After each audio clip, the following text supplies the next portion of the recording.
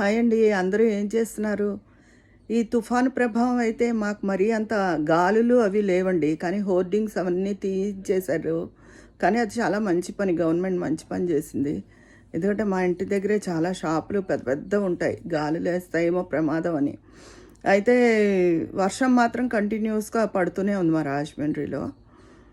చాలా చోట్ల విపరీతమైన సముద్ర ప్రాంతాల్లో కాకినాడ, మచిలీపట్నం, వైజాగ్ వీటిల దగ్గర మాత్రం విపరీతమైన గాలులు అవి ఉన్నాయి.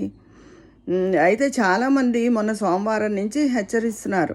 వద్దు, వెళ్ళొద్దు సముద్రం దగ్గరికంటే, ఎక్కడ లేని భక్తి నిరూపించుకోవాలని ఆ సముద్రం దగ్గరికి వెళ్ళిపోయి దీపాలు పెట్టి వాళ్ళ ఆ గాల్లో ఏం పెట్టేస్తారు, స్నానాలు చేసి వాళ్ళు మైకుల్లో అరుస్తూనే ఉన్నారు.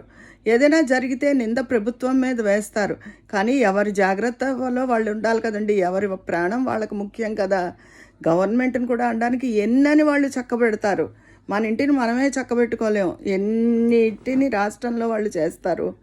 నింద ఒకరి మీద వేసి బదులు మనం ముందు జాగ్రత్తలో ఉండడం మంచిదని నా అభిప్రాయం. మీరేమంటారు? ఉంటాను. హాయ్ అండి. అందరూ ఏం చేస్తున్నారు? ఈ తుఫాను ప్రభావం అయితే మాకు మరీ అంత గాలులు అవి లేవండి. కానీ హోర్డింగ్స్ అవన్నీ తీయించేశారు. కానీ అది చాలా మంచి పని. గవర్నమెంట్ మంచి పని చేసింది.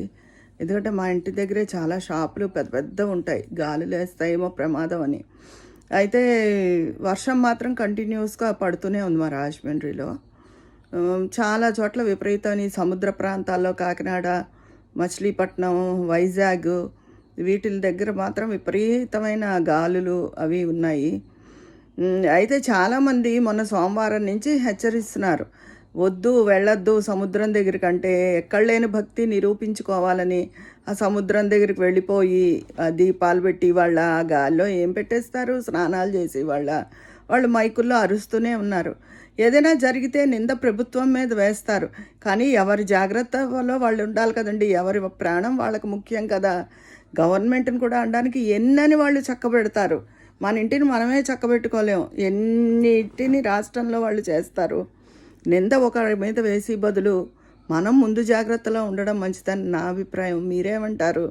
ఉంటాను.